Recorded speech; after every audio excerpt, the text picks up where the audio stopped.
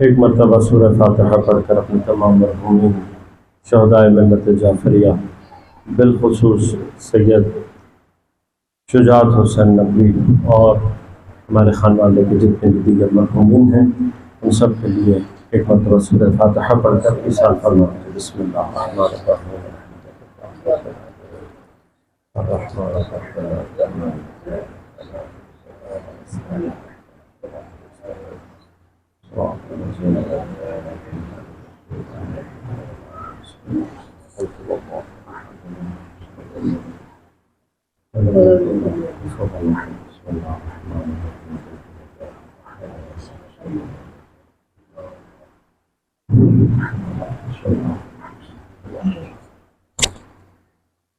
اعوذ باللہ السمیع العلیم من الشیطان الرجیم، بسم اللہ الرحمن الرحیم۔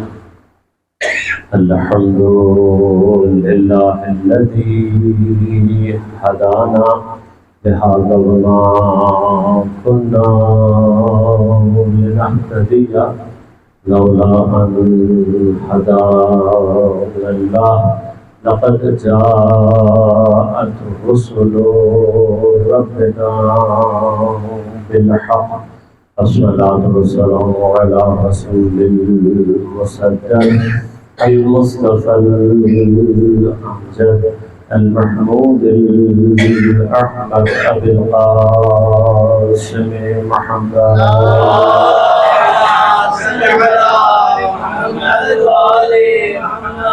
الصلاة والسلام على أسد الله الغالب غالب على كل غالب علي بن أبي طالب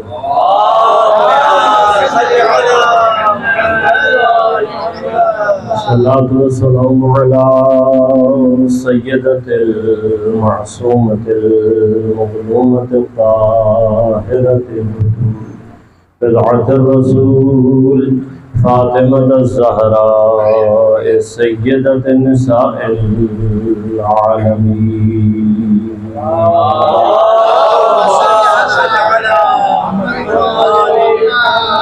والصلاة والسلام على الحسن المجتبى والحسين المعظوم وأهل بيته الطيبين الطاهرين المعصومين المظلومين المنتجبين المنتخبين لا سيما بقية الله في الأرضين روحي وأرواح العالمين لتراب مقدمه الفداء ولعنة الله على أعدائهم أجمعين أما بعد قال الله تعالى في كتابه الكريم بسم الله الرحمن الرحيم من عمل صالحا من ذكر أو أنثى وهو مؤمن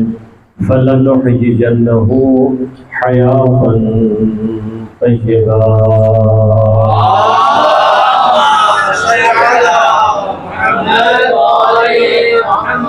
مومنین کرام سامعین محترم عزیزان کرام قادر قرار تو یہ تھا کہ مولانا خطاب فرمائیں گے، لیکن بزرگوار ہیں، بڑے ہیں میرے، ان کا حکم ہے، قابل حکم ہے، چند ایک مقامات آپ کی خدمت میں عرض کروں گا۔ آستانہ ماہ محرم الحرام استقبال ہے تقریباً ایام قضائے سید الشہداء کا۔ پروردگار عالم ارشاد فرما رہا ہے من عمل صالحا، جس کسی نے بھی نیک عمل صالح انجام دیا، من ذکر او انثی، فرق نہیں پڑتا کہ عمل صالح انجام دینے والا مرد ہے یا خاتون، وہو مؤمن، لیکن شرط یہ ہے کہ عمل صالح اس حالت میں انجام دیا جائے کہ وہ کون ہو؟ ایمان رکھنے والا ہو، مومن ہو۔ اگر حالت ایمانی میں عمل صالح انجام دے گا تو نتیجہ کیا ہے؟ فَلَنُحْيِيَنَّهُ، ہم حتماً ضرور اسے حیات عطا کریں گے، زندہ کریں گے حیاتاً طیبہ۔ پروردگار عالم قرآن کریم میں متوجہ کر رہا ہے کہ اگر انسان اس دنیا میں رہتے ہوئے ایمان اور عمل صالح ان دو مقامات کو حاصل کرے گا تو نتیجہ کیا ہے؟ دنیا کا نتیجہ یہ فَلَنُحْيِيَنَّهُ حَيَاتًا طَيِّبَةً، ہم اس کو ایک حیات عطا کریں گے۔ بس اب یہ جو حیات پروردگار عطا کر رہا ہے اس کا معنی کیا یہ ہے کہ جس سے پروردگار عالم مخاطب ہے، جس کی بات کر رہا ہے، کیا وہ مر جائے گا یا مرا ہوا ہے کہ جس کو کوئی حیات عطا کی جا رہی ہے؟ نہیں، عمل صالح کا مطلب یہ ہے عمل انجام دے رہا ہے تو اس کا مطلب زندہ ہے، وہ مؤمن اس حالت میں ہے کہ ایمان رکھنے والا ہے تو اس کا مطلب زندہ ہے۔ اب زندہ سے پروردگار عالم یہ ارشاد فرما رہا ہے کہ اگر تم نے عمل صالح انجام دیا ایمان کی کیفیت کے ساتھ تو نتیجہ کیا ہے؟ ہم تمہیں حیات دیں گے۔ زندہ کو زندگی عطا کرنا تحصیل حاصل ہے، لازم ہے۔ اگر پہلے سے حیات اس کے پاس موجود ہے اور پھر اس کو دوبارہ حیات دی جا رہی ہے تو یہ معنی پیدا نہیں کرتا، مگر یہ کہ خود قرآن جو کہہ رہا ہے کون سی حیات دیں گے؟ حیاتاً طیبہ، ایک پاک اور پاکیزہ حیات تمہیں عطا کریں گے۔ یعنی کیا؟ اس کا معنی یہ ہے کہ ابھی تک تم اس پاکیزہ حیات کے حامل ہوئے نہیں ہو۔ اگر اس پاکیزہ حیات تک پہنچنا ہے تو راستہ کیا ہے؟ پہلی شرط یہ ہے کہ صاحب ایمان ہو جاؤ، اور پھر صرف ایمان کفایت نہیں کرتا، اگر اس حیات طیبہ تک پہنچنا ہے تو بغیر عمل صالح کے اس مقام تک پہنچا نہیں جا سکتا۔ عمل صالح کا ایمان کے ساتھ انجام دو گے تب یہ نتیجہ ہے کہ تم اس حیات طیبہ تک پہنچ سکتے ہو۔ اب حیات طیبہ جب ہم نے معنی کیا اور بچپن سے ہمارے کانوں میں یہ الفاظ اس طریقے سے آتے رہتے ہیں کہ طیب کے حوالے سے پہلا کلمہ طیب، طیب معنی پاک، ہمیں بھی رٹ گیا ہے اسی طرح سے تقریباً اسی انداز سے، لیکن سوال ایک عام طور پر یہ ہے اگر طاہر کا معنی بھی پاک ہے اور طیب کا بھی معنی پاک ہے تو دونوں کی پاکیزگی میں کوئی نہ کوئی فرق تو ہونا چاہیے، بنیادی طور پر کوئی نہ کوئی ان کے اندر کم از کم درجے کا فرق ہونا چاہیے۔ تو اب طہارت کا منزل جو طاہر ہے وہ کون سا منزل ہے؟ خدا یہ نہیں کہہ رہا کہ فَلَنُحْيِيَنَّهُ حَيَاتًا طَاهِرَةً، ہم تمہیں طاہرہ حیات عطا کریں گے، نہیں، حیات طاہرہ نہیں ہے، حیات طیبہ ہے۔ اب حیات طیبہ اور طاہرہ میں فرق کیا ہے؟ طہارت کے عام طور پر جو معنی ہے وہ طہارت اپنے ظاہری اور خارجی مقامات سے شروع ہوتی ہے اور باطن کی طرف سفر طے کرتی ہے۔ آپ جانتے ہیں کہ جتنی بھی نجاسات ہیں، نجاسات کے حوالے سے آپ نے بہت ساری چیزوں کو پڑھا ہوگا، لیکن عام طور پر کیا ہوتا ہے کہ جب ہم نجاسات کو پڑھ رہے ہوتے ہیں، بیان کر رہے ہوتے ہیں تو عام طور پر ہمارا نجاستوں کا بیان زیادہ تر ظاہری نجاستوں پر ہوتا ہے، لیکن جیسے ہی ہم مطہرات میں آتے ہیں تو مطہرات میں کچھ مقامات ایسے ہیں کہ جن کا تعلق ظاہری نجاست سے شاید اس طریقے سے نہیں ہے جتنا باطنی نجاست سے اس کا تعلق ہے۔ مثلا جب آپ مطہرات پڑھتے ہیں تو ایک مطہر، ایک پاک کرنے والی چیز کیا ہے؟ اسلام۔ کس چیز کو پاک کرتی ہے؟ کافر کے کفر کی نجاست کو ختم کرتی ہے۔ اب یہ جو کفر کی نجاست ہے یہ نجاست ظاہریہ نہیں ہے، یہ نجاست خارجیہ نہیں ہے، گرچہ اس کے بعض آثار خارجی ہو سکتے ہیں۔ کفر ایک ایسی نجاست ہے کہ جو باطن میں موجود ہوتی ہے اپنا اثر خارج میں دکھلا رہی ہوتی ہے۔ باطن میں اگر شخص کافر ہے تو پھر اس کے بدن سے ٹپکنے والا جتنا بھی پسینہ ہے وہ سب کا سب کیا ہوگا؟ نجس ہوگا، اس کا بدن خود بخود ناپاک ہو جائے گا۔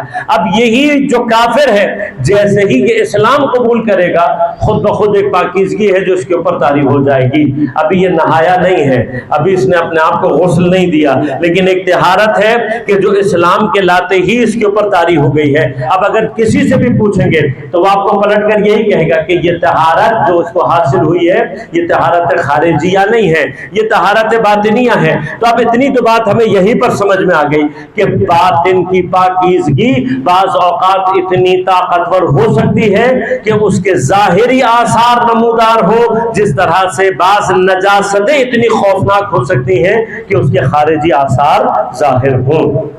اب اگر کفر ایک ایسی نجاست ہے کہ جس کے آثار یہ ہے کہ اگر کسی بھی ظرف کے اندر کفر موجود ہو وہ وجود خود بخود ناپاک ہو جاتا ہے، اس سے پھوٹنے والی ہر چیز خود بخود نجس ہو جاتی ہے۔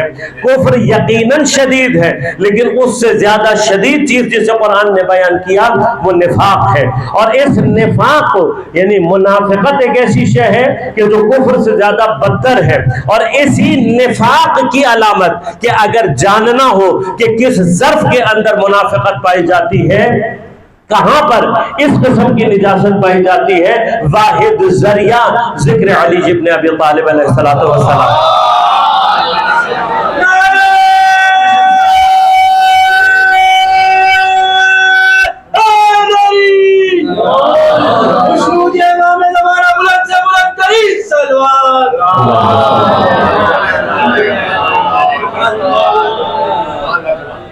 کفر کی نجاست ہے، کلمے سے دور ہو جائے گی۔ آپ نے شہادتین اپنی زبان پر جاری کیا، آپ کی زبان سے جاری کرنے پر خود بخود کفر کی نجاست آپ سے دور ہو جائے گی۔ لیکن منافقت کا مسئلہ کیا ہے؟ منافقت کی نجاست کی تو کیفیت ایسی ہے کہ یہ دلوں کے اندر موجود رہتی ہے۔ اب آپ کلمہ پڑھ لیں، ظاہری طور پر حکم طہارت تو لگ جائے گا، لیکن وہ جو نجاست اندر موجود ہے وہ رفع تو نہیں ہوگی۔ اب یہ مرحلہ ٹھیک ہے کہ قیامت کے دن خداوند کریم ان کی اس کیفیت کو سامنے لے کر آئے گا، لیکن مسئلہ صرف قیامت کا تو نہیں ہے، مسئلہ تو دنیا کے اندر بھی ہے۔ اور خدا بہت واضح طور پر منافقوں کے بارے میں سورہ منافقون کی پہلی ہی آیت میں ارشاد فرما رہا ہے، اے حبیب یہ منافق تمہارے پاس آتے ہیں اور آنے کے بعد گواہی دیتے ہیں کہ ہم گواہی دیتے ہیں کہ آپ اللہ کے رسول ہیں، اللہ بھی جانتا ہے کہ آپ اس کے رسول ہیں، لیکن اللہ بھی گواہی دیتا ہے کہ یہ منافق جھوٹ بول رہے ہیں۔ اب یہ جو منافق جھوٹ بول رہا ہے، پروردگار یا تو تو جانتا ہے یا تیرا نبی جانتا ہے، کیوں دلوں کے حالات ایسی چیز ہے کہ جس کو یا تو جانتا ہے یا تیرا حبیب جانتا ہے۔ ہم جیسوں کے لیے تو مشکل ہمیشہ باقی رہے گی۔ اب انہی منافقین کہ جن کے بارے میں قرآن نے اتنی شدت کے ساتھ ارشاد فرمایا ان سے ہوشیار رہنے کے لیے مقامات ہیں۔ آپ قرآن کو بعض اوقات جا کر دیکھیں، قرآن کا لحن واقعاً بعض جگہوں پر بہت عجیب و غریب ہے۔ وَأَعِدُّ لَهُم مَّا اسْتَطَعْتُم من قوة ومن رباط الخيل لترهبون به عدو الله وعدوكم وآخرين من دونهم لا تعلمونهم الله يعلمهم۔ پروردگار ارشاد فرما رہا ہے وَأَعِدُّوا مَا اسْتَطَعْتُم مِّن قُوَّةٍ، ان کے لیے اپنے آپ کو آمادہ رکھو۔ جب اپنی جگہ ایک الگ بحث ہے، آیت کی تفصیل میں اگر جائیں تو یہ خود اپنی جگہ ایک بحث ہے مفصل۔ یہ قرآن حکم دے رہا ہے اعدوا، اپنے آپ کو آمادہ رکھو، اپنے آپ کو تیار رکھو۔ آمادہ اور تیار رکھو کس لیے؟ مستطعتم من قوت، جتنی تمہاری قوت کی استطاعت ہے، یعنی تمہاری حد استطاعت میں جتنی قوت ہے اس قوت کے ساتھ اپنے آپ کو آمادہ کرو۔ وَمِنْ رِبَاطِ الْخَيْلِ، اور اپنے گھوڑوں کو سفارائی کے ذریعے سے، اپنی قوت کے اظہار کے ذریعے سے اپنے آپ کو کیا رکھو؟ آمادہ رکھو۔ کس لیے؟ لِتُرْهِبُونَ بِهِ، یہ جو اپنی قوت کا اظہار ہے اس کے ذریعے سے کیا کرنا ہے؟ تم نے ڈرانا ہے، خوف زدہ کرنا ہے عدو اللہ، اللہ کے دشمنوں کو، وعدوکم، اپنے دشمنوں کو۔ ان دونوں کو ڈرانے کے بعد تیسرا گروہ کون سا ہے؟ وآخرین من دونہم، ایک گروہ اور بھی ہے۔ کون ہے وہ؟ اللہ تعالیٰ کہ لا تعلمونہم، تم نہیں جانتے، اللہ یعلمہم، لیکن اللہ انہیں اچھی طرح سے جانتا ہے۔ اب یہ کون سا گروہ ہے؟ کسی سے بھی جا کر تفسیر میں اٹھا کر دیکھیں گے، ترجمہ پڑھ کر سمجھنے والے سے بھی اگر آپ پوچھیں گے یہ کون ہے؟ عدو اللہ، مگر منافق اللہ کا دشمن نہیں ہے، 100% ہے، مگر منافق مسلمانوں کا دشمن ہے یا نہیں؟ بالکل ہے۔ تو پھر اللہ تعالیٰ ان کو جدا طور پر کیوں بیان کر رہا ہے؟ اس لیے کہ عدو اللہ و عدوکم، وہ دشمن ہیں کہ جن کی دشمنی ظاہر ہو چکی ہے، لیکن وہ دشمن کہ جس کی دشمنی ابھی ظاہر نہیں ہوئی یعنی منافق ہے، لیکن اللہ چاہتا کیا ہے کہ تم اپنی قوت کو اتنی شدت کے ساتھ ظہور دو کہ تمہارا دشمن بھی ڈرے، اللہ کا دشمن بھی ڈرے، اور وہ جو منافق تمہارے درمیان میں بیٹھا ہوا ہے وہ بھی خوف کا شکار ہو جائے۔ اب اپنی جگہ موضوع ہے، میں بھی اس طرف تفصیل میں نہیں جانا چاہتا ورنہ اپنی گفتگو سے بہت دور چلا جاؤں گا۔ مسئلہ کیا ہے؟ یہ ایک واجب ہے، اعدو، اپنے آپ کو آمادہ کرو، مستطعتم من قوت، جتنی تمہاری استطاعت ہے قوت کے اعتبار سے۔ رباط الخیل کا تعلق ان لوگوں سے ہے کہ جو جنگ اور جنگی تیاریوں سے نسبت رکھتے ہیں، لیکن مستطعتم من قوت، اب جو جنگ پہ چڑھنے والا نہیں ہے، جو کہ مثلا کسی فوج میں نہیں ہے، کسی لشکر کا حصہ نہیں ہے، اس کو کیا کرنا ہے؟ اس کو بھی اپنی قوت کے اعتبار سے جتنی اس کی استطاعت ہے اپنی قوت کو ظہور دینا ہے۔ اب اگر آپ سے کوئی پوچھ لے کہ آج کے دور میں اس آیت کے اوپر عمل کیسے ممکن ہے، تو میں تفصیل میں نہیں جاؤں گا۔ واحد راہ اپنی اس قوت کو ظاہر کرنے کا، اور خصوصاً من رباط الخیل، سفارائی کرنا، اپنے گھوڑوں کی، گھوڑے یہاں پر مثال ہے، یعنی کہ اپنی جنگی قوت کی کا اظہار، اپنی اس قوت کا، عسکری قوت کا اظہار کہ جس کے ذریعے سے اللہ کے اور اپنے دشمنوں کو ڈرا سکو۔ واحد راستہ اس آیت پر عمل کرنا حکومت ولایت فقیہ ہے۔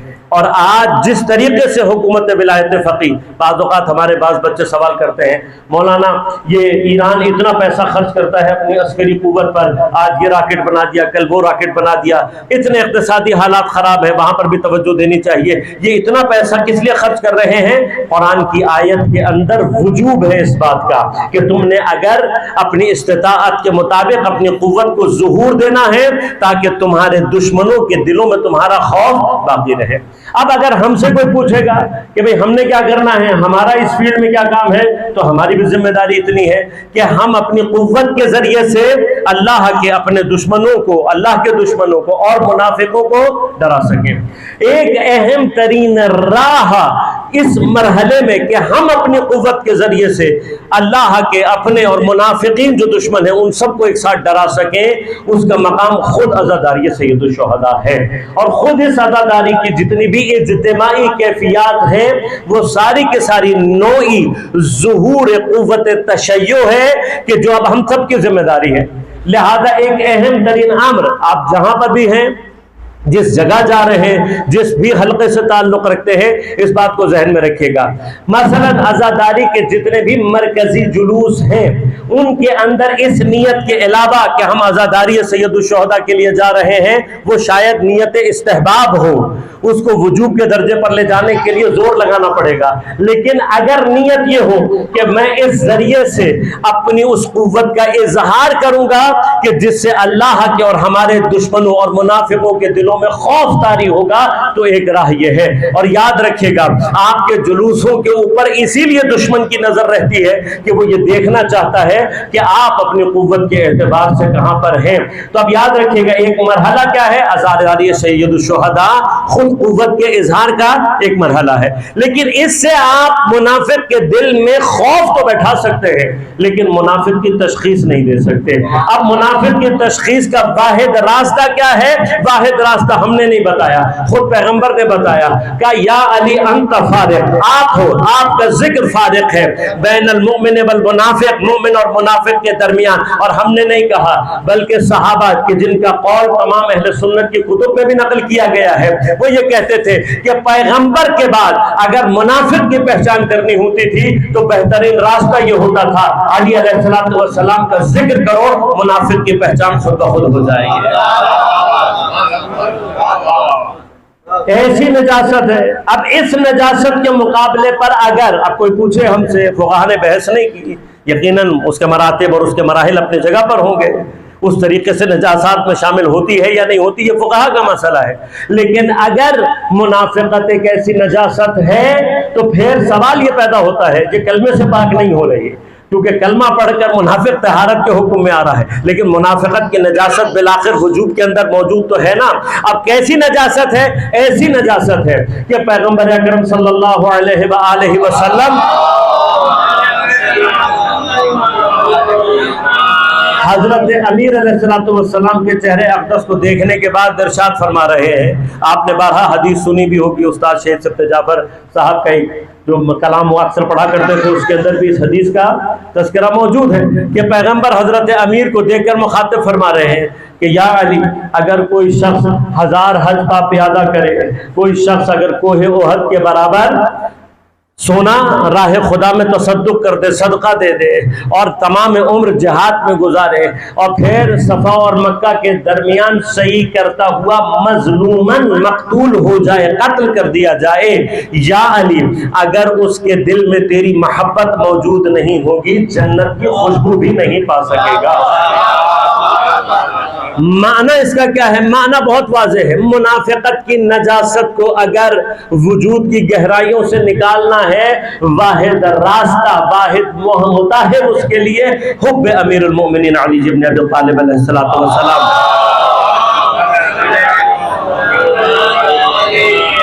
हजरत की मोहब्बत वो मुताहिर है कि जो वजूद इंसानी से मुनाफिकत की इस नजासत को उखाड़ कर फेंक देता है। बस जहां हुब्ब अमीर अलैहिस्सलातु वस्सलाम मौजूद है, वहां सिर्फ तिहारत ही तिहारत मौजूद है। अभी ये बहस तिहारत में है, अभी मकाम तैयब नहीं आया है।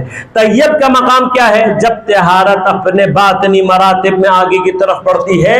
इस्लाम वो पहली जाहिरी तिहारत है कि जो कलमे के जरिए से हासिल हो जाती है। अब बाकी तमाम अगर जाहिरी नजासतों से अपने आप को बचाएगा तो फिर इस्लाम के बाद ईमान की तिहारत के पहले मरहले में दाखिल होगा। ईमान कब आएगा? साथ साथ जब वो अपने अंदर से तमाम गुनाहाने कबीरा को अपने अंदर से निकालने की कोशिश करेगा। जिस वक्त गुनाहाने कबीरा की तमाम बातिनी नजासतों से अपने आप को पाक कर लेगा तो तर्क मासियत के जरिए से तकवा की तिहारत के मरहले में दाखिल होगा। अब ये तकवा की तिहारत के मराहिल को जितना आगे की तरफ बढ़ाता चला जाएगा, मुस्तहब्बात और मकरूहात में जितनी ताकीद करता चला जाएगा, उतना उसके अंदर कैफियत तहारत बढ़ती चली जाती है। एक मकाम वो आता है कि जहां इंसान के अंदर बातनी तहारत उस मकाम पर पहुंचती है कि जिसके साथ साथ उसका ईमान मुकम्मल होता है। अब ये ईमान मुकम्मल हो रहा है बातनी तहारत के साथ, लेकिन अभी मकाम ताबा पर नहीं पहुंचा कि जहां पर ताबा नफ्सहू, उसका नफ्स पाकीज़ा हो जाए, अभी उस मरहले पर नहीं आया। कब तक नहीं आएगा? जब तक के अमल सालिह को उसके साथ इजाफा न कर दे। तैयब और तहारत में एक बुनियादी फर्क अर्ज कर दूं, फिर आगे की तरफ बढ़ूंगा। मैंने अर्ज किया कि तहारत हत्ता ज़ाहिरी और बातिनी दोनों तरह की नजासात के मुकाबले, लेकिन तहारत और मकाम तैयब के अंदर जो फर्क है, ताहिर और तैयब में जो फर्क है, उसको समझने के लिए एक मरहला अल्लामा हिल्ली कि जो 9 बरस की उम्र में मुज्तहिद हुए, उनके हवाले से एक बड़ा मशहूर वाक़या उनका है कि उनके वालिद से किसी ने आकर दरख्वास्त की कि कहीं पर आप अपने फर्जंद को भेजें, हम भी इस्तिफादा करेंगे। तो हजरत जब गए, वहां जाकर मिंबर पर बैठे तो खामोशी से उतर कर आ गए, कोई गुफ्तगू नहीं की। दूसरे दिन फिर यही वाक़या पेश आया तो उन्होंने जाकर उनके वालिद से कहा कि क़िबला 2 दिन हो गए आपके फर्जंद आ रहे हैं, लेकिन कोई बातचीत किए बगैर वापस चले जाते हैं। तो आपने फरमाया कि आज की गुफ्तगू से पहले तुम उनको कोई दावत कर देना, उनको कहना कि हम मोमिनीन हैं, आपको दावत करना चाहते हैं। तो उन्होंने वही काम अंजाम दिया। जब किया तो उन्होंने थोड़ा सा उनकी दस्तरखान से उनकी जो चीज़ें थी खाने की उसको चखा, और उसके बाद जब गुफ्तगू करने के लिए गए कुछ देर गुफ्तगू की और फिर उतर आए। अगले दिन उन्होंने फिर दावत की तो गुफ्तगू का दौरानिया थोड़ा सा बढ़ गया, लेकिन उसके बाद उन्होंने फरमाया कि अब कल से मैं नहीं आऊँगा, ना तुम्हारी दावत और ना तुम्हारे लिए गुफ्तगू। अब मसला उनके लिए पेचीदा हो गया कि मौलाना साहब हमारे यहाँ तो सूए-ज़न बहुत ही आसानी से हो जाता, मौलाना साहब तो खाए बगैर बात ही नहीं कर रहे थे। तो अब मुश्किल क्या थी? मुश्किल ये थी कि उन्होंने जाकर पूछा, कहा मौलाना हमें समझ में नहीं आ रहा, आपके बेटे जो कि इज्तिहाद के दर्जे पर बैठे हैं, ये कज़िया अब हमसे हल नहीं हो रहा, ये मसला क्या है हम जानना चाहते हैं। कहा मैं नहीं बताना चाहता था, लेकिन अब तुमने पूछ लिया तो सुनो कि ये जो राज है वो सिर्फ इतना सा है कि मेरे बेटे ने अपने नफ्स की तहारत को उस मंजिल पर पहुंचाया है कि जहां पर इसकी चश्म बरज़खी, जिसको कहते हैं आंख इसकी बरज़खी, वो अल्लाह तबारक व तआला ने खोल दी है। तो अब जब ये बैठता है मिंबर पर तो लोगों के जो असल उनके किरदार है वो उसके सामने आ जाते हैं। तो जब इसको कोई इंसानों जैसा दिखाई ही नहीं देता तो ये गुफ्तगू भी नहीं करता। कहा तो फिर जो खिलाया उससे क्या हुआ? क्या उससे मरहला ही आया कि तुम्हारे दस्तरखान दस्तरखान पर जो ग़िज़ा मौजूद थी शायद पाक ज़रूर थी, लेकिन जो मेरे दस्तरखान पर ग़िज़ा होती है वो ताहिर होने के साथ साथ तैयब भी होती है। तो उन्होंने पूछा मौलाना फ़र्क क्या है? कहा फ़र्क इतना है कि तुम्हारी एहतियात, तुम्हारे लिए हुक्म का जो लेवल है वो सिर्फ इतना है कि तुम बाज़ार मुसलमान से जाओ और ख़रीद कर ले आओ, इससे ज़्यादा तुम्हारे लिए तकलीफ नहीं है। लेकिन अगर एहतियात की मंजिल पर आना चाहते हो तो फिर एक मकाम वहां पर आता है कि जहां पर कुछ खाने से पहले ये देखना पड़ता है कि ये चीज आ कहां से रही है।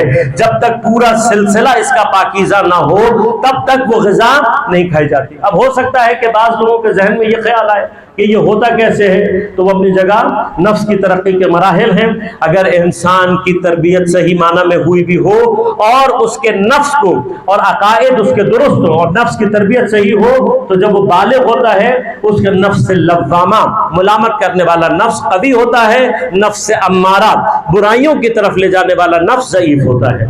अब अगर यही तरबियत और यही अकायद मुस्तहकम हो और वो अपनी कैफियत लव्वामगी को मजबूत करे तो नफ्स में तहारत पैदा होना शुरू हो जाती है, पाकीज़गी, जिसके मराहिल मैंने आपकी खिदमत में अर्ज किए। ये याद रखिएगा कि तमाम मकामात तहारत सिर्फ और सिर्फ अमल से हासिल नहीं होते बल्कि ईमान के साथ साथ है। लिहाजा अकीदा और अमल ये दोनों चीजें साथ साथ हो तो वो मराहिल तय होते हैं जिनका मैंने भी आपकी खिदमत में जिक्र किया। और उसी का असर क्या होता है, लव्वामगी की कैफियत जब तहारत में आगे बढ़ती है तो एक मकाम नफ्स की तहारत में वो आता है कि जिसको कुरान ने फरमाया फ़अल्हमहा फुजूरहा व तक़वाहा।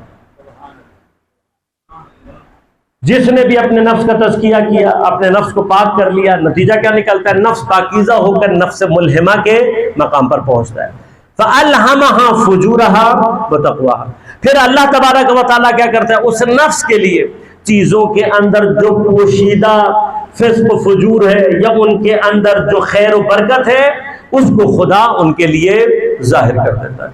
अब ये जो इसका ज़ुहूर है, यानी क्या चीज़ हो सकता है आपके लिए ज़ाहिरी तौर पर पाक हो, शरीयत आपको हुक्म नहीं देती कि आप उसके लिए तहकीक करें ये कहाँ से आई और कैसे आई, लेकिन जब इंसान एहतियात के मरहले में अकीदे और अमल के जरिए से वहां पहुंचता है तो खुद परवरदिगार आलम उसके आंखों को इस तरीके से खोल देता है कि उसको चीजों की बातिन का इल्म होना शुरू हो जाता है। अब यही वो कैफियत है। आयतुल्लाह अहमदी मियाना जी रज़वानुल्लाह ताला को बहुत कदीमी ज़माने की बात नहीं कर रहा हूँ, हमारे और आप ही कुछ ही अरसे पहले आगा का इंतकाल हुआ। उनके हवाले से वाक़या बहुत मशहूर मारूफ है कि आगा का दफ्तर एक ज़माने में हरम के नज़दीक था। जब हरम इमाम रज़ा अलैहिस्सलातु वस्सलाम में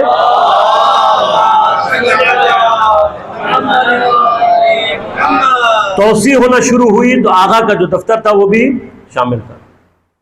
तो लिहाजा आगा ने फौरी तौर पर दफ्तर खाली करवाया ताकि हरम को तकदीम किया जा सके। लेकिन हरम के लोगों ने यह कहा कि हमने चूंकि हर फर्द को जो भी घर हरम की हुदूद में आया, कोई भी दुकान, कोई भी मिल्कियत हरम की हुदूद में आई है, ये हमारा कायदा और कानून है कि हम चूंकि इमाम रज़ा अलैहिस्सलातु वस्सलाम शाह खुरासान थे और शहनशाहों की आदत क्या है, शाहों की आदत क्या है, सखी और जवाद की आदत क्या होती है, का ये कानून है कि हर मिल्कियत के एवज़ या मिल्कियत दी गई है या उसी कीमत अदा की गई। कोई भी जगह, हाँ कोई अपनी मर्जी से हिदिया करना चाहे तो वो एक अलग बहस है। लेकिन इसी ज़िम्न में बात आ गई है तो एक वाक़या साथ साथ और अर्ज करता चलो कि खुद हरम के खुद्दाम ने ये वाक़या बयान किया कि इसी तरह से हरम की तोसी में एक घर आ रहा था, बाकी तकरीबन तमाम घर या बिक गए थे या लोगों ने हिदिया कर दिया, लेकिन एक घर था थोड़ा बोसीदा सा भी था। का जब हम वहाँ गए तो उसने कहा मैं नहीं बेचना चाहता घर। कुछ अरसे बाद हमें पता लगा कि वहाँ कंस्ट्रक्शन शुरू हो गई, यानी उसको रेनोवेट करना शुरू कर दिया उसने घर को। तो अब हमारे दिल में यही ख्याल आया कि शायद ये चाहता है कि घर की कीमत ज़्यादा लगे, उसको ज़्यादा कीमत मिल जाए। दोबारा एक दफ़ा राब्ता किया गया कि भाई ये खामखा पैसे खर्च कर रहा है, इसके ऊपर ये तो हमने लेकर गिरा देना है, तो ये जो पैसे लगा रहा है ये बिला फुजूल, ज़्यादा कीमत अगर ये लेगा तो हम दे देंगे। लेकिन वो माना नहीं और उसने पूरी तरह से घर को रेनोवेट करवा दिया। जब पूरी तरह से रेनोवेट हो गया तो हम तिवारा गए, तीसरी मरतबा गए और ये सोच कर गए कि भाई ये शख्स चूंकि पैसे ज़्यादा लेना चाह रहा होगा, इसने पूरा मकान रेनोवेट करवा दिया है, तो हम ये सोच कर गए कि ये अगर 10 गुना बराबर भी कीमत मांगेगा तो हम हमें रज़ा के हरम में इसको राज़ी करके लिए घर लेंगे, इसकी रज़ा के बगैर घर नहीं लेंगे। जब हम आप पहुँचे और बात शुरू हुई तो उसने चाय मिलाई, बड़ा एहतराम किया, हमें बैठाया। अब हम ये समझ रहे थे कि सारा कुछ मुकद्दमा है कीमत को बढ़ाने के लिए। کہا جب ہم نے کہا کہ بھائی بیچنے کا ارادہ کر، نہیں بیچنے کا کوئی ارادہ نہیں. ہم نے کہا لو بھائی کاروائی اب شروع ہو گئی، اب بات شروع ہوگی. تو ہم نے کہا بھائی کیا آپ کی کوئی قیمت ہے، کچھ بھی آپ بتائیں. کہا بیٹھو آرام سے، میرا کوئی بیچنے کا ارادہ نہیں ہے. وہ اندر چلا کہ ہم اب یہ سوچ رہے ہیں کہ آئے گا کہ بڑی قیمت لگائے. کہا تھوڑی دیر میں وہ گھر کی سند لے کر آیا اور لا کر ہمارے سامنے رکھ دی. کہ یہ میری طرف سے امام رضا علیہ السلام کی خدمت میں ہدیہ.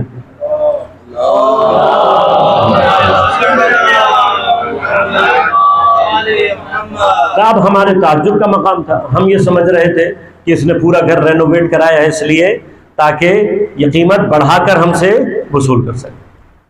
کہ اب ہم سند ہاتھ میں لیے ہوئے حیرت سے اس کو دیکھ رہے ہیں. کہ ہم نے اس سے سوال کیا کہ بھائی تمہیں پتہ ہے نا کہ ہم نے یہ گھر گرانا ہے؟ کہاں معلوم. کہ جب تمہیں معلوم ہے کہ ہم نے یہ گھر گرانا ہے تو تم نے اس کے اوپر اتنے پیسے کیوں لگائے؟ کہ جب آپ پہلی مرتبہ آئے اور آپ نے آ کر مجھے بتایا، اتفاقاً میرے علم میں نہیں تھا، جب آپ پہلی مرتبہ میرے پاس آئے اور آپ نے کہا کہ امام رضا کو میرا گھر چاہیے، اور میں نے اپنے گھر کی طرف دیکھا تو مجھے گھر اپنا اس قابل نہیں لگا کہ میں امام رضا کو دوں.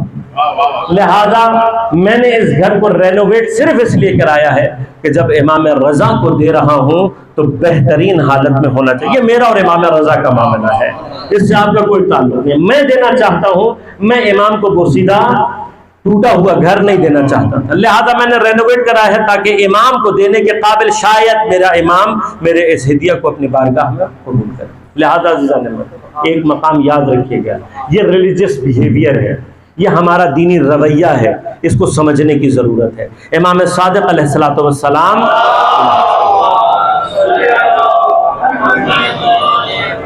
حضرت سے روایت ہے، اور روایت سے آگے بڑھ کر حضرت کی سیرت کے اندر یہ مقام پایا جاتا ہے. حضرت سے روایت ہے کہ صدقہ مستحق کے ہاتھ میں آنے سے پہلے خدا کے ہاتھ میں جاتا. اور ایک مقام پر امام نے یہ عمل کر کے دکھایا، کسی فقیر کو، کسی مستحق کو صدقہ دیتے ہوئے حضرت نے اس کے ہاتھوں کا بوسہ لینا چاہا تو اس نے ہاتھ کھینچ کر کہا مولا آپ میرے ہاتھ کا بوسہ لینا. فرمایا تیرے ہاتھ کا بوسہ نہیں لے رہا. اس میان کہیں نہ کہیں خدا کا وہ ہاتھ موجود ہے کہ تیرے ہاتھ میں آنے سے پہلے یہ صدقہ خدا کے ہاتھ میں پہنچتا ہے. گویا میں خدا کے ان ہاتھوں کا بوسہ لینا چاہتا ہوں. عملاً کر کے دکھایا امام نے. تو اب یاد رکھیے گا یہ ریلیجس بیہیویئر، خدا کے نام پر دینے والی چیز یہ سوچ کر دیا کرے کہ جو ہم دینے جا رہے ہیں یہ مستحق کو نہیں دے رہے، خدا کو دے رہے ہیں. لہٰذا صدقے کے نام پر پرانے کپڑے، پرانے جوتے، پھٹی پرانی چیزیں نکالتے ہوئے یہ سوچا کریں کہ خدا کے اکاؤنٹ میں آپ کی دی ہوئی چیز جو جا رہی ہے وہ کس کیفیت کے ساتھ جا رہی ہے. یہ ریلیجس بیہیویئر ہے کہ اس نے امام کو اپنا گھر بہترین حالت میں تیار کر کے دیا. آیت اللہ میانہ جی جب ان کے بارے میں بات تھی تو انہوں نے کہا کہ آقا آپ جگہ تلاش کر لیں، ہم پیمنٹ کر دیں گے. تو آقا کے دفتر والے کہتے ہیں ہم نے گھر تلاش کیا بڑی مشکل کے بعد، لیکن ایک ایسی لوکیشن میں حرم کے نزدیک اور ایک اتنا زبردست ہوادار اور بڑا گھر ہاتھ آ گیا اور مناسب ترین قیمت. کیا جی ہر چیز بہترین، آخری معاملہ صرف اتنا ہے کہ آقا آئیں گے اور آنے کے بعد گھر کو ایک دفعہ دیکھ کر اوکے کریں گے اور ہم نے باقی تمام معاملات حل کر. وہ کہتا ہے دفتردار جب آقا آئے اور انہوں نے گھر ابھی داخل نہیں ہوئے، باہر سے ایک مرتبہ گھر میں جھانکا اور جھانکنے کے بعد مجھے یہ گھر نہیں چاہیے. اب جب آقا نے کہہ دیا تو بحث ختم ہو گئی. تو ہم نے دوبارہ گھر ڈھونڈا، بالآخر ہمیں کوئی اور جگہ مل گئی. آقا نے آ کے دیکھا، اوکے کیا، ہم وہاں شفٹ ہو گئے. وہ کہتا ہے بڑے عرصے میرے دل میں یہ بات رہی کہ اتنی زبردست لوکیشن کا اتنا زبردست گھر اور آقا نے اندر جائے بغیر باہر سے دیکھ کے منع کر دیا. تو بڑے عرصے تک میرے دل میں یہ بات رہی اور ایک مرتبہ مجھے موقع مل گیا تو میں نے آغا سے خود ہی پوچھ لیا. میں نے کہا آغا وہ اتنا زبردست شاندار گھر آپ نے وہ گھر چھوڑ دیا، بالآخر یہ بھی مناسب ہے لیکن وہ بہت ہی زبردست گھر تھا، تو آپ نے لیا کیوں، منع کیوں کیا؟ تو آغا نے فرمایا کہ جو بات کہہ رہا ہوں یہ میری حیات کی بات بیان کرنا. کہا کہ کیا بات ہے؟ کہا جب میں نے گھر میں دیکھا، جھانکا تو مجھے معلوم ہو گیا کہ اس گھر میں معصیت الہی کو انجام دیا جاتا تھا. اب یہ ایک مرحلہ میرے لیے اور تشویش کا ہو گیا کہ آقا تو اس گھر میں کبھی آئے نہیں اور داخل بھی نہیں ہوئے، باہر سے صرف گھر میں جھانک کر آپ کو کیسے پتہ لگ گیا؟ کہ میں نے اس کے بعد تحقیقات شروع کی. جب تحقیقات شروع کی، جا کر میں نے جس اسٹیٹ ایجنٹ نے رابطہ کیا تھا، اس کے پاس گیا، اس سے پوچھا، آخرکار مجھے پتا لگا کہ اس مکان خالی ہونے سے پہلے یہ مکان انگلینڈ کی ایمبیسی کے افراد کے پاس موجود تھا، اور کہا جب میں نے تحقیقات کی تو پتا لگا کہ وہ لوگ اس مکان میں شراب پیا کرتے تھے، جوا کھیلتے تھے، اور بہت ساری معصیتیں تھیں جو انجام دیا کرتے تھے۔ اب میں کسی مقام پر جانا نہیں چاہتا، صرف اتنا بتانا چاہتا ہوں، اگر انسان کے اندر طہارت نفسانی اس مقام پر پہنچ جائے تو نفس اتنا پاک ہو جاتا ہے کہ فَأَلْهَمَهَا فُجُورَهَا وَتَقْوَاهَا، جس گھر کا ظاہر اتنا زیبا اور اچھا ہے لیکن خدا نے اس کے فجور کو اس پاکیزہ نفس کے اوپر ظاہر کر دیا۔ بس ایک سوال چھوٹا سا، وہ اتنا سا ہے، اگر امام کا ایک ادنا سا خادم اس گھر میں داخل نہیں ہونا چاہتا، اس گھر میں نہیں رہنا چاہتا جس میں معصیت الہی انجام دی جاتی ہو، تو کیا اس گھر میں خود امام تشریف لا سکتے ہیں؟ اس جگہ جناب سیدہ تشریف لا سکتی ہے کہ جہاں پر معصیت الہی کو انجام دیا جاتا ہو، جہاں گناہ انجام دیے جاتے ہو، اور پھر ہم اگر رضا خانہ تیار کر کے ائمہ کو دعوت دے رہے ہیں اور ہمارا گھر پاک اور پاکیزہ نہیں ہے، تو کیا ہماری دعوت پر امام آئیں گے؟ جب امام کا خادم ایسی جگہ پر جانا نہیں چاہتا، اور اسے ایک منزل اور آگے بڑھ کر فرمایا کہ مومن کا قلب اللہ کا حرم ہوتا ہے، جب اللہ کے بنائے ہوئے اللہ کی مخلوقات کا عالم یہ ہے کہ وہ ناپاک اور پاکیزہ جگہ میں نہیں جاتے، اگر میرے سرائے دل میں گناہ اور معصیت ہے تو خدا کا نور میرے قلب میں کس طریقے سے آ سکتا ہے؟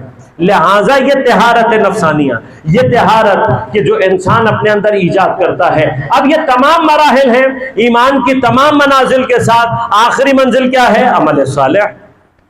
یہ عمل صالح یہ ابتدائی منزل نہیں ہے، یہ انتہائی منزل ہے۔ کیوں؟ اس لیے کہ اب تک ہم نے جتنے اعمال کا ذکر کیا، یہ عبادات سے آگے بڑھ کر واجبات اور مستحبات اور مکروہات سے پرہیز، ان ساری جب آپ کیفیات سے باہر نکلتے ہیں تو اس سے بعد، یعنی یہ تو واجبات اور مکروہات وہ چیزیں جو ہم نے انجام دینی ہیں بلا، اس سے آگے بڑھ کر جب آپ نوافل سے باہر نکلتے ہیں، مستحبات میں آگے نکلتے ہیں، تو پھر حسنات شروع ہوتے ہیں۔ حسنات وہ ساری نیکیاں ہیں کہ جن کا دائرہ عام طور پر مستحب کے دائرے میں نہیں آتا، بلکہ اس سے ہٹ کر للہن نیکیوں کو انجام دینا، آپ کا تمام اور تمام حسن عمل جو آپ انجام دینے والے ہیں وہ سارے کا سارا حسنات میں آتا ہے۔ اس حسنات، کسی مومن کی مدد کر دینا، کسی کے لیے اور کوئی مشکلات اس کی ہو تو حل کر دینا، سے لے کر حسن خلق کی بہت سارے مقامات، یہ سب کیا ہیں؟ حسنات۔ ان حسنات سے آگے کا درجہ کیا ہے؟ مقام بر، مقام ابرار۔ لن تنالوا البر حتى تنفقوا مما تحبون۔ آپ مقام بر اور ابرار تک اس وقت تک نہیں پہنچ سکتے جب تک کہ کیا نہ کریں، اس چیز کا انفاق کرنا نہ شروع کریں مما تحبون، جو آپ کو خود پسند ہو۔ یعنی کیا؟ اپنی پسند کے اوپر دوسروں کی پسند کو فوقیت دینا، ترجیح دینا، یہ مقام ابرار ہے۔ جب انسان اس مرحلے پر پہنچ جائے تو مقام بر ہے، لیکن مقام عمل صالح نہیں ہے۔ مقام عمل صالح کون سا مقام ہے؟ خود لفظ کے اندر موجود عمل صالح، نیک عمل نہیں ہے، بر کا مقام نہیں ہے، بلکہ کون سا مقام ہے؟ صلاح نکلی ہے فساد کے مقابلے پر۔ عمل صالح سے جو مراد ہے وہ عمل ہے کہ جو معاشرے کے اندر پھیلنے والے فسادوں کے مقابلے پر اصلاحاً انجام دیا جاتا ہے، یعنی ایک ایسی معاشرتی ذمہ داری کہ جہاں کہیں پر بھی آپ معاشرے کے اندر فساد کو پھیلتا ہوا دیکھیں، اس فساد کے مقابلے پر قیام کرنا اور پھر اس فساد کے مقابلے پر اصلاح کرنا، یہ مقام صالح ہے۔ عمل صالح کیا ہے؟ عمل صالح نیک عمل نہیں ہے۔ عام طور پر ترجمہ کیا جاتا ہے جو ایمان لایا اور نیک عمل کیا، نہیں، نیک عمل عمل حسنات ہے، نیک عمل عمل ابرار ہے، لیکن عمل صالح اگر انجام دینا ہے تو وہ معاشرے کے فساد کے مقابلے پر اصلاح کی کیفیت ہے۔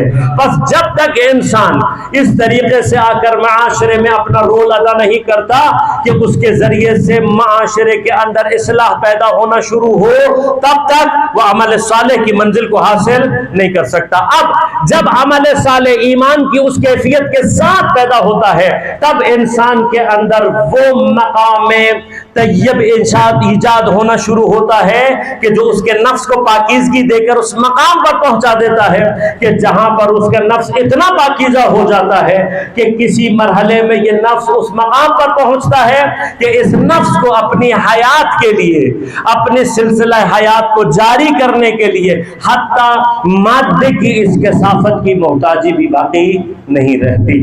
یہ پاکیزگی کا مرحلہ ہے۔ یہ دنیا مقام، دنیا کو دنیا کیوں کہا جاتا ہے؟ دنوف سے۔ عام ترین لفظ جو اس مادے سے آپ نے سنا ہوا ہے وہ لفظ ادنا۔ ادنا کا معنی کیا ہوتا ہے؟ پس۔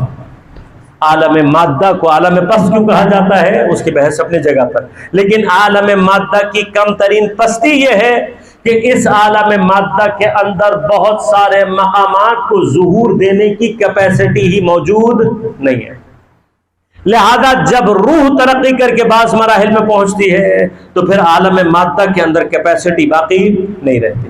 اب یہ وہ مرحلہ ہے کہ جہاں پر ایمان اور عمل صالح کے ذریعے سے جب نفس پاکیزہ ہو جاتا ہے تو پھر دو مقامات ہیں، یا وہ اپنے عمل صالح کے ذریعے سے اس مقام پر پہنچتا ہے کہ خدا اس کے اوپر لطف کرتا ہے، اور پھر وہ عارف اس مقام پر پہنچ جاتا ہے کہ جہاں خدا اس کو یہ صلاحیت عطا کرتا ہے کہ وہ اپنے اس جسم مادی سے اپنی روح کو جدا کرتا ہے اور عالم ملکوت کی کیفیات کو درک کرنا شروع کر دیتا ہے۔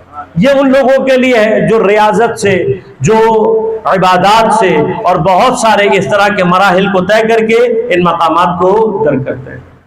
لیکن دوسرا راستہ کون سا ہے کہ جو ایمان کے ساتھ عمل صالح کی منزل میں داخل ہوتے ہیں، ابھی عبادات کی کثرت نہیں ہے ان کے ساتھ، ابھی احتیاط کی کثرت نہیں ہے، ریاضتوں کی کثرت نہیں ہے، لیکن عقیدے کو اس طریقے سے سمجھنا کہ پھر اس عقیدے کا ظہور عمل صالح کے ذریعے سے ہو اور انسان معاشرے کی اصلاح میں اس جگہ تک پہنچ جائے کہ اگر اصلاح کے لیے اپنے خون کی قربانی بھی دینا ہو تو وہ اپنے خون کی قربانی دینے کے لیے تیار ہو جاتا ہے۔ یہ وہ مقام شہادت ہے کہ جہاں پر شہید گرچہ ظاہری طور پر عابد نہیں ہے، گرچہ ظاہری طور پر زاہد نہیں ہے، گرچہ ظاہری طور پر بہت زیادہ ریاضتیں انجام نہیں دے رہا، لیکن جو عقیدہ آیا ہے اس کے اندر، اس عقیدے کا ظہور عملی صورت میں اس طرح سے ہے کہ جس چیز پر ایمان لے آیا ہے اب اس کے ایمان کے ذریعے سے اصلاح کی کیفیت کو معاشرے میں انجام دینے کے لیے حتیٰ اپنے خون کی قربانی دینے کے لیے آمادہ ہو جاتا ہے۔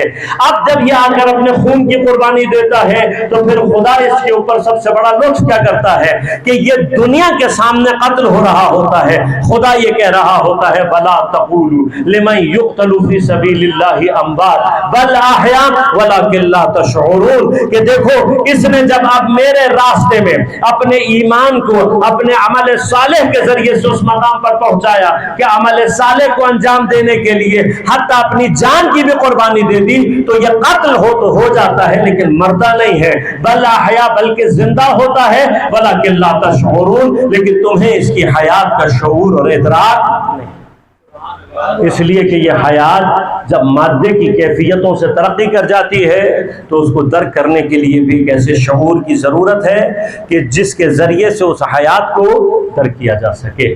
یہ مرحلہ سارے کا سارا خود عزاداری سید الشہداء ہمارے اوپر حضرت کا ایک ایسا احسان ہے کہ جس کے ذریعے سے ان تمام مقامات کو حاصل کیا جا سکے۔ یہ واقعاً امام حسین علیہ السلام کا اپنے چاہنے والوں کے اوپر احسان، یہ احسان ہے۔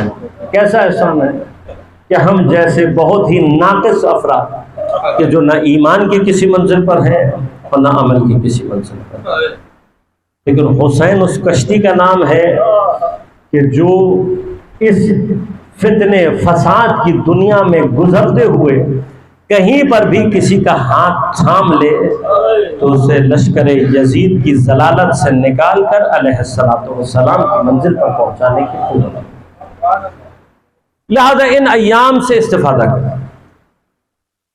یہ کشتی ہے حسین علیہ السلام جو عزاداری کی صورت میں ہر سال اپنا جریان پیدا کرتی ہے۔ علامہ تقی جعفری اپنے زمانے کی واقعاً علامہ شخصیت، نہج البلاغہ کے اوپر 27 جلدوں میں شرح لکھی، اپنے زمانے کی واقعاً علامہ طباطبائی کے بعد حوزے میں اگر کسی کو علامہ کہا گیا تو علامہ تقی جعفری اللہ ہے۔ فرماتے ہیں کہ سفینہ حسین وہ سفینہ ہے جو ان اشکوں پہ سفر کرتا ہے جو دل کی گہرائیوں سے نکلتا ہے، ان اشکوں پہ سفر کرتا ہے۔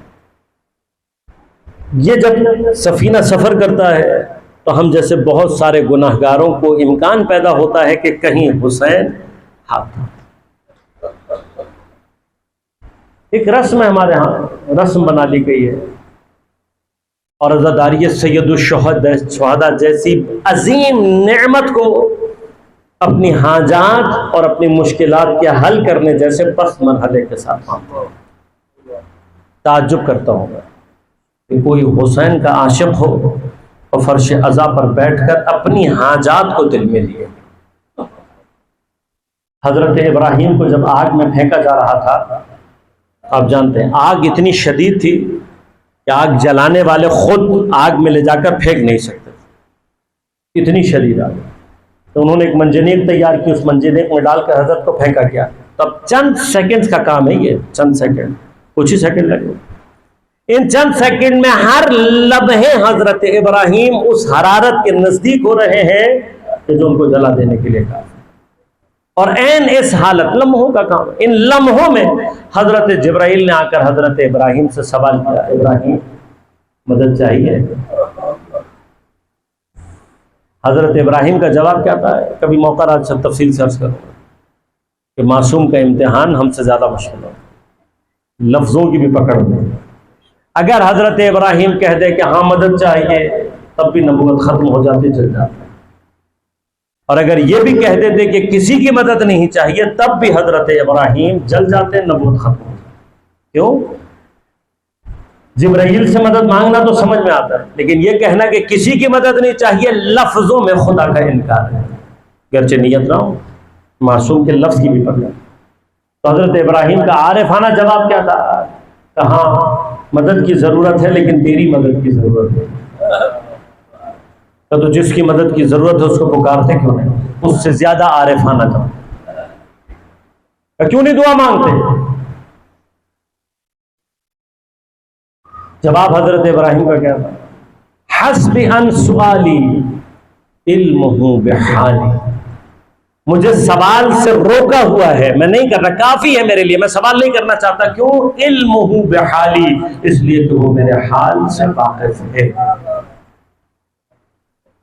مگر ہمارے زمانے کے امام کی ہمارے اوپر نگاہ نہیں ہے، ہمارے حالات سے زیادہ کون واقف ہوتا ہے؟ خدا کے لیے عزا کی کیفیت کو اپنے لیے تبدیل کر، فرش عزا پر آ کر مانگ لو جو مانگنا ہے، امام تمہارے ساتھ بیٹھے ہیں۔ آپ کے گھر میں کسی کی انتقال ہو جائے اور پرسہ دینے والا اپنی درخواست ساتھ لے کر آئے، آپ کو کیسا لگے گا؟ زمانے کے امام کو فرش عزا پر دعوت دے کر، سیدہ سلام اللہ علیہ کو اپنے فرش پر دعوت دے کر ہم اگر اپنی جیبوں میں درخواست لیے پھر رہے ہیں تو ہم کر کیا رہے ہیں؟ اتنا تو ایمان ہونا چاہیے نا۔ وہ جانتے مسئلہ کے عشق میں مانگنا ہے، میں بھی خاموش ہوں، وہ بھی کیا ہوا آنکھ میں، ایک ایک چیز جاننے کی۔ فرش عزا پر آ کر اگر سید الشہداء کے علاوہ کچھ طلب کیا ہے تو سید الشہداء کے ساتھ انصاف نہیں۔ ان ایام عزاداری میں اپنے آپ کو، اپنے قلب کو، اپنے گھروں کو سید الشہداء کے نزدیک لانے کی کوشش ہے۔ آئمہ کیا چاہتے ہیں؟ آئمہ چاہتے ہیں کہ تمہاری شکل دیکھ کر لوگوں کو پتہ لگ جائے کہ تم حسین کے عزادار، گھروں میں، دفتروں میں، بازاروں میں، دکانوں میں، ہر جگہ تمہاری شکل دیکھ کر پتہ لگے کہ تم حسین۔ بس اتنا۔ کتنے دن؟ صرف یہ 10 دن، اس سے زیادہ نہیں مانگا۔ باقی آپ کی عزاداری، باقی تمام مراتب ان 10 دنوں میں تاکہ اپنے کھانوں کو سادہ بناؤ، غریبوں کی طرح، مصیبت زدوں کی طرح سے کھانا کھاؤ، اپنے گھروں سے آسائش کے تمام مقامات کو ترک کرو، انٹرٹینمنٹ کی ہر چیز کو ختم کرو۔ کیوں؟ تاکہ معلوم ہو کہ تم عزادار۔ اور یہ وہ تبلیغ ہے کہ جو زبان سے نہیں، عمل سے انجام دیتے ہیں۔ میں اپنے بچوں کو سمجھا نہیں سکتا، لیکن اگر میرا بچہ مجھے آزادار دیکھے گا آزادار بن جائے گا۔ صرف اور صرف اپنے تمام افکار، اپنی تمام کیفیات کو امام حسین کے ساتھ جوڑیں۔ اس کشتی سید الشہداء میں حضرت کے ساتھ سفر کرنے کی کوشش کریں۔ حسین کربلا میں اکیلے کیوں ہوئے؟ کبھی سوچئے گا، کبھی سوچئے گا کہ وجہ کیا ہوئی ہے۔ حضرت ابراہیم تمام مقامات پر آ کر کیا کہہ رہے ہیں کہ ہاں مجھے مدد کی ضرورت ہے، تیری مدد کی ضرورت نہیں ہے۔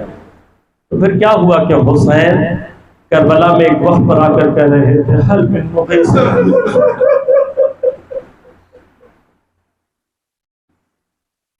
کبھی سوچے تو صحیح، ابراہیم آگ میں جاتے ہوئے کیا کہہ رہے ہیں؟ کسی کی مدد کی ضرورت نہیں ہے سوائے خدا کے۔ لیکن پھر کیا وجہ ہے؟ کیا وجہ ہے کہ حسین کربلا کی زمین پر کھڑے ہو کر کیا کہہ رہے ہیں؟ حل من مغیث، یغیثنا، ہے کوئی ہماری مدد کرنے والا؟ وہ کیا چیز ہے جو حسین کو استغاثے پر مجبور کر رہی ہے؟ اور اس استغاثے کی صدا کس کے لیے لگا رہے ہیں؟ بس آزاد۔ جب میرے مولا نے یہ صدا بلند کی نا، اس وقت کی صدا پر صرف دو جواب ملے ہیں حسین کو۔ ایک جواب گنج شہداء سے آیا، جب کچھ لاشیں تڑپ تڑپ کر یہ کہہ رہی تھی مولا اگر خدا مجھے موقع دے تو ہم دوبارہ آپ کی خدمت میں حاضر ہو جائیں۔ دوسرا جواب خیموں کے اس نالہ و فریاد کی آواز سے آیا جو خیموں سے برپا ہوئی۔ حضرت ایک مرتبہ خیمے کے پاس تشریف لائے، لا کر پوچھا جناب زینب سے، کہا بہن کیا کوئی بچہ دنیا سے چلا گیا ہے؟ پیار کی شدت سے کہا بھائی بچہ کوئی مرا تو نہیں ہے، لیکن تمہارے علی اصغر نے جب سے تمہارے استغاثے کی آواز کو سنا ہے اپنے جھولے میں ٹھہر نہیں رہا۔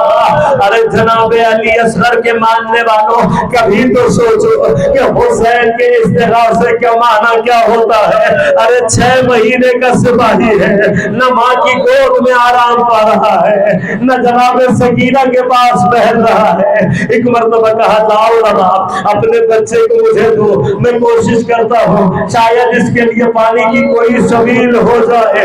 میرا سلام ہو جناب ام رباب کے عرفان پر۔ ارے دنیا کی کوئی ماں اگر حالات خراب ہو اپنے بچے کو حتی باپ کے حوالے نہیں کرتی، لیکن سلام ہو میرا باپ کے عرفان کو۔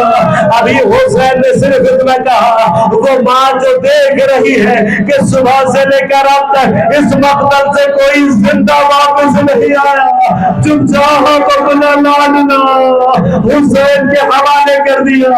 ارے حسین لے کر چلے ہیں، لیکن ماں ہے ایک مرتبہ دروازے خیمہ پر آ کر بیٹھ گئی، حضرت سے میدان کی طرف دیکھ رہی تھی۔ بس میں کچھ نہیں کہوں گا، لیکن ایک مرتبہ تو ذرا سوچو، جب دور سے جناب رباب نے دیکھا ہوگا حسین ہاتھوں پر کسی کو لیے کھلے 7 مرتبہ آگے جا رہے ہیں، 7 مرتبہ پیچھے آ رہے ہیں، پھر آتے آتے حسین نے راستے کو تبدیل کیا، اس نے خیمے کی طرف جا رہے ہیں۔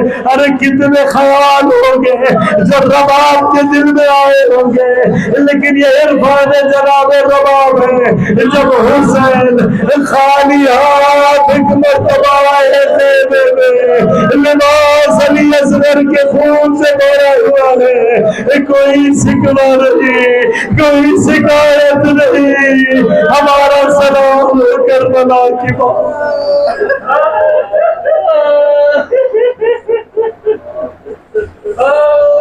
الا ولعنۃ اللہ علی القوم الظالمین وسيعلم الذين ظلموا